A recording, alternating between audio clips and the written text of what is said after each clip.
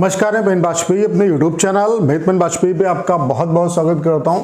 ये video SSC MTS 2022-23 वाले जो बच्चे हैं उनके लिए बहुत ज़्यादा हेल्पफुल होने वाला है, क्योंकि एसएससी एमटीएस 2022-23 में कितने फॉर्म भरे गए हैं उसका आरटीआई का रिप्लाई आ चुका है, तो उसके बारे में आपको दिखाऊंगा। उसके अलावा आपको ये बताने का प्रयास करूंगा कि ये जो फॉर्म इतने आप देख रहे हो इससे कोई बहुत ज़्यादा फर्क नहीं पड़ेगा, क्योंकि एक्चुअल जो कंपटीशन है वो कितना है उसके बारे में आपको पता चलेगा यहाँ पे। उसके अलावा कट ऑफ इस बार कम जाएगी, उसके पीछे का रीज़न क्या है वो भी मैं आपको बताऊंगा। तो ये वीडियो आपके लिए बहुत ज़्यादा हेल्पफुल होने वाला है।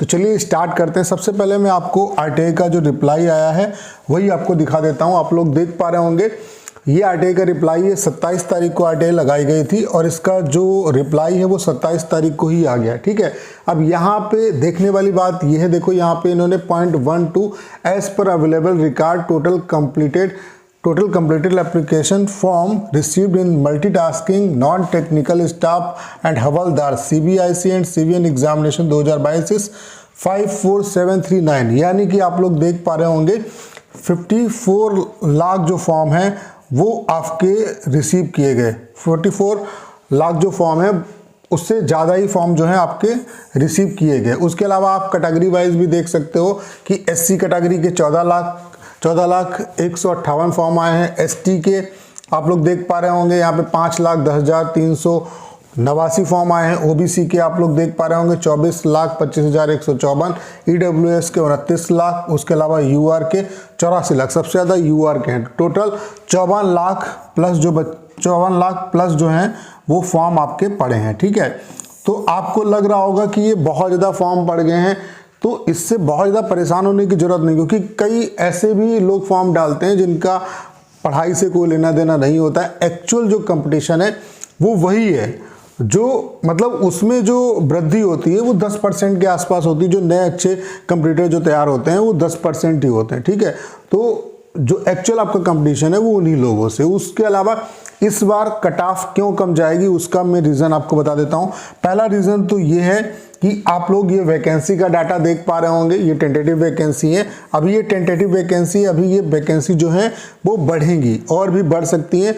उम्मीद है कि अभी जो एमटीएस की वैकेंसी वो मे भी ना बढ़े, लेकिन हवलदार में आप लोग देख पा रहे होंगे सीबीआईसी में केवल ये 529 वैकेंसी है। तो ये वैकेंसी अभी बढ़ेंगी, तो ये वैकेंसी का डाटा 15,000 16,000 तक पहुंच सकता है। ठीक है, अगर हम एमटीएस की बात करें तो आप लोग देख पा रहे होंगे 18 से 25 एज ग्रुप में 9329 वैकेंसी है। 18 से 27 एज ग्रुप में 2665 वैकेंसी है और हवलदार में वैकेंसी जो है वो 529 है। टोटल जो पोस्ट है वो कितनी है 12,523। तो वैकेंसी के पॉइंट ऑफ व्यू से देखा जाए तो पिछली बार से काफ़ी ज़्यादा वैकेंसी है। पिछली बार 2021 में 7700 कुछ वैकेंसी है, इस बार आपकी 12,523 वैकेंसी है। ठीक है, तो वैकेंसी के पॉइंट ऑफ व्यू से देखा जाए तो पिछली साल से इस बार मार्जिन है, यानी कि वैकेंसी ज़्यादा है। उसके अलावा आप लोग देख पा रहे होंगे कि जो आपका पैटर्न है, एग्ज़ाम का जो पैटर्न है वो चेंज हो चुका है, और जब भी एग्ज़ाम का पैटर्न चेंज होता है तो आपको फ़ायदा मिलेगा। और जो चाहे इसमें फ़ायदा किस वजह से मिलता है, इसका रीज़न ये है कि टॉपर्स और आप एक ही पोजीशन पे खड़े होते हो। ठीक है, तो जो आपको चीज़ें आती हैं, अगर आप तैयारी अच्छे तरीके से कर लेते हो तो कहीं ना कहीं आप और वो एक ही रेस में है।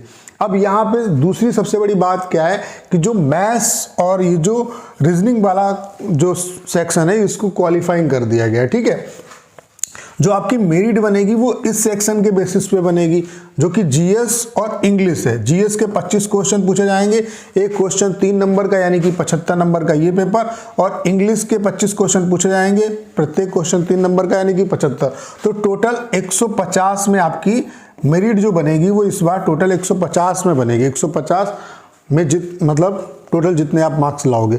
अब आप देखो ये जो दोनों सब्जेक्ट हैं, चाहे आपका जीएस उठा लो चाहे आप इंग्लिश उठा लो, यहाँ पे देखो मैथ्स और रीजनिंग में आप कह सकते हो दावे के साथ कि हम इतने मार्क्स लेके आएंगे, लेकिन यहाँ पे आप नहीं कह सकते हो दावे के साथ कि हमारा इतना स्कोर आ जाएगा। तो इस वजह से देखो जीएस भी एक इम्पॉर्टेंट रोल प्ले करेगा और इंग्लिश भी इम्पॉर्टेंट रोल प्ले करेगा।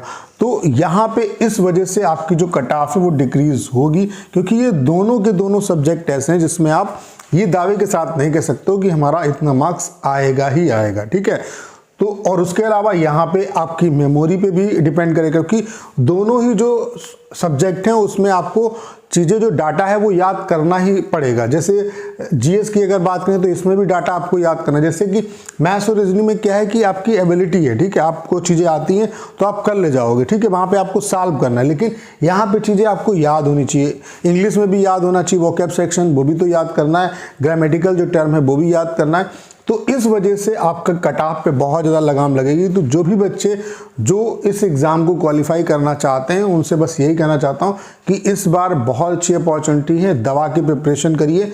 फोकस आपको मैथ्स, देखो ऐसा नहीं कि मैथ्स और रीजनिंग जो है इसको बिल्कुल हल्के में लेना है, लेकिन हाँ इस पे क्या करो, अगर आप इस पे जो है 1 घंटे या 2 घंटे का टाइम देते हो तो ज़्यादा जो टाइम आपका है वो इंग्लिश और जीएस वाला जो सेक्शन है इस पे जाना चाहिए। तो इंग्लिश और जीएस को अच्छे तरीके से आप अभी से करना स्टार्ट कर दो। अगर इन दोनों सब्जेक्ट पे आप 4 से 5 घंटे देते हो तो मैं दावे के साथ कह सकता हूँ कि आप बहुत बेहतर करके आओगे।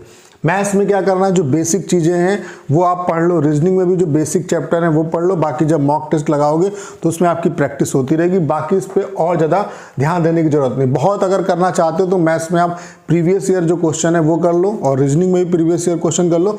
बाकी इंग्लिश और जीएस में सब कुछ करो। पहले एमटीएस के सारे, पहले तो बेसिक अपना मजबूत करो, उसके अलावा पहले एमटीएस के सारे प्रीवियस क्वेश्चन कर डालो, फिर सीएचएसएल वाले कर डालो, सीजीएल वाले कर डालो, तो इससे आपको बहुत ज़्यादा हेल्प मिलेगी, ठीक है। तो अगर आप एक अपनी प्रॉपर रणनीति बनाते हो तो मैं दावे के साथ कह सकता हूँ कि एग्जाम में आप बहुत बेहतर करके आओगे और बहुत बेहतर अपॉर्चुनिटी आपके पास है। तो उम्मीद करता हूँ कि सारी जानकारी आप अच्छे तरीके से समझ पाए होंगे। आपको करना क्या है, इस वीडियो को ज़्यादा शेयर करना है। उसके अलावा अगर आप चैनल पर नए हैं और आपने अभी तक इसे सब्सक्राइब नहीं किया है तो प्लीज़ चैनल को सब्सक्राइब करना मत भूलिएगा।